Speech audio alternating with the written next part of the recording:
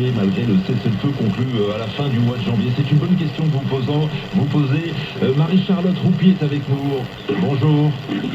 Bonjour, Juan. En direct de Bagdad, où vous êtes la correspondante de RFI. Vous rentrez de Syrie, Marie-Charlotte Roupy. C'est vrai que ça fait maintenant plus de 3 semaines que Kobané est encerclé. Malgré le cessez-le-feu, la ville reste coupée du monde. Expliquez-nous pourquoi. Eh bien, la ville de Kobané, c'est un cas très particulier. Elle est isolée du reste du territoire qui était sous contrôle kurde jusqu'à avant le 31 janvier.